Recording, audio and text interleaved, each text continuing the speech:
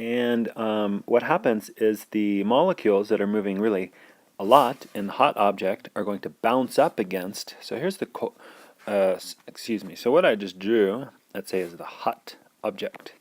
And it is placed near a cold object. Brr. Okay, so the cold object, they're not moving a whole lot. Boing, boing, boing, boing, boing, boing. But these are going bung, bung, bung, bung, bung, bung. So what happens is these are going bung, bung, bung, bung, and it's going to go boing, and boing, and boing, and boing, and boing, and run into and transfer some kinetic energy to these cold molecules.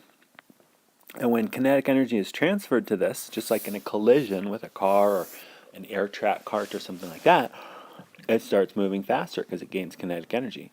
And so as these start moving faster, the cold object is then heating up. So that's a description of what happens at the molecular level when you have a cold object being heated up by being in contact with a hot object. So that would be heat transfer through conduction, okay, because the objects are actually touching. Molecular level description of what happens. And this is probably, well, in my opinion, the most important, besides the specific heat of water, most important concept we have dealt with in this lesson. Okay, 2, specific heat is a measure of. So how much energy is required to raise the temperature of a substance by a certain amount? Okay, that's a good general description. It might also be helpful to actually look at the units involved, that would be on the next page, but to look at the units involved in specific heat, where C is the variable we use for specific heat, and the units are listed as, that's a J, joules, okay, per kilogram degree Kelvin. This could also be a degree Celsius, and it would come out to be the same thing, okay?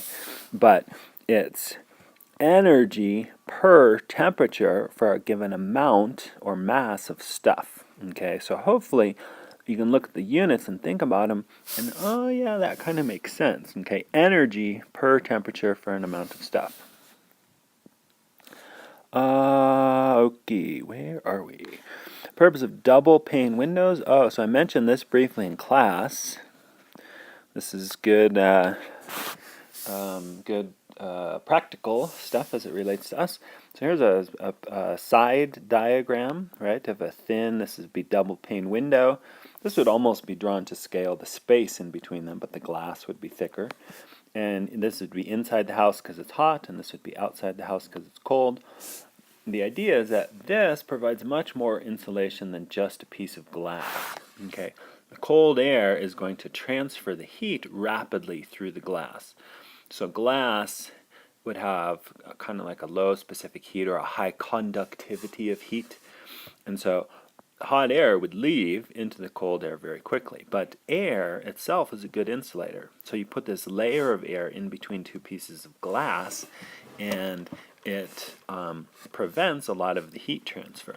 So this is what we want to avoid, is the heat, going from the inside out to the outside. We want to avoid that. Air itself is a good insulator.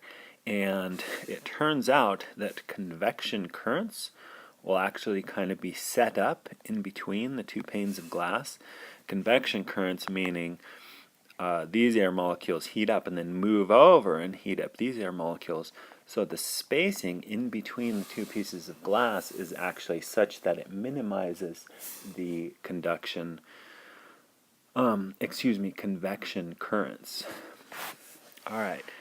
4, why is sunlight hot? So sunlight is sort of different from putting your hand on a stove or a heater or a hot person or something like that.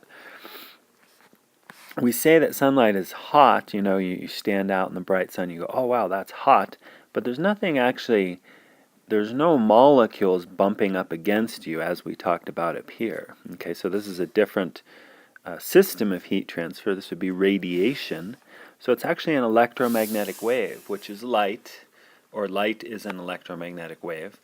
and you can have electromagnetic waves of different frequencies, but that's how the heat energy is getting to us from the sun. It passes through outer space, and it is not the movement of molecules. Okay. 5, create a visual organizer to describe the relationship. So we have this someplace in our notes. Let's talk briefly about what these things are. Okay. So liquid and gas, well, I'm just going to assume that you know what they are, okay? But here are the similarities and differences. Liquids and gases are free to change shape, where a solid is not free to change shape. So those would be similarities between liquid and gas, but different from solid. And then liquid and solid are similar and different from gas in that liquid and solid have basically a fixed volume. Okay, if you have a water balloon, let's say, so the water balloon, you can squish it and it changes shape, but you can't really compress it. Okay, so squishing it in from all sides and making it smaller, that's really difficult. Whereas with a gas is pretty compressible. Okay, so we here in Mammoth see the bags of chips, in the store, and they're all puffed up, but that doesn't happen with the bottles of water. So the bags of chips are filled with air, bottles of water are filled with liquid, and you can bring those up to the summit of Mount Everest and they're not going to puff up unless there's air inside. You take a bag of chips up to the summit of Everest, and I would argue that you could have a healthier food source, especially trying to climb Mount Everest. But if you were to take a bag of chips up to the summit of Mount Everest, it's going to explode in your pack. Okay. So know the terms, each of these arrows here. If you're actually studying, you might want to write this out and just off the top of your head, without looking at the notes, see if you can list a word for each of these things. And those are part of the terms listed up above. Those are changes of state.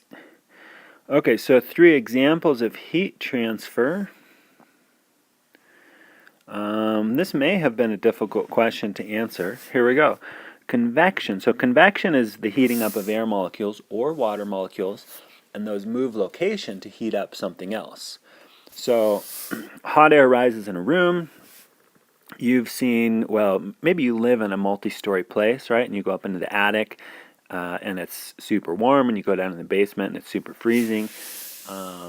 I even have the experience of sort of stepping barefoot on the floor, and even though the floor is carpeted, it's just colder down there than it is sort of up where my face is, and I'm paying attention to whether it's hot or not.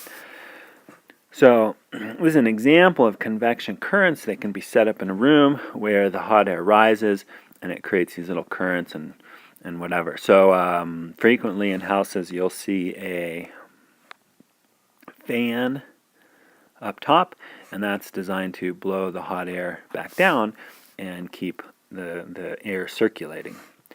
Okay, clothing keeps us warm, and that's sort of obvious. Big puffy jackets keep us warm. But what clothing does is it basically keeps hot air right next to our skin and keeps it from moving around. If you're also familiar with wind chill factor, okay, so you can stand outside and it's a certain temperature and it feels cold, but if the wind blows, it feels much colder. It's not colder, but it feels colder because the heat is being transferred out of your body at a greater rate. So that could be described as convection, because your body is heating up the air molecules, and then the more cold air molecules that come into contact with your body, the more heat leaves. A hair dryer is also an example that I showed in class. Hot air is forced in a certain direction, and it's very efficient in terms of drying stuff out. Okay, so radiation. This is not the movement of air molecules.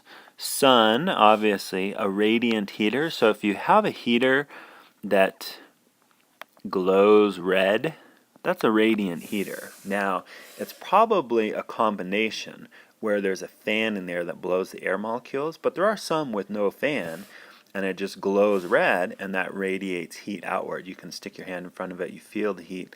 That is similar to the sun. Those are electromagnetic waves. In addition, if you have an electric stove, you can turn it on high, and you see the little burner will be something like this. It's like a coil, and it will start glowing. And when it glows, it means it's at a certain temperature that heat energy is being radiated outward. Uh-oh, I went over 15 minutes. I'm going to pause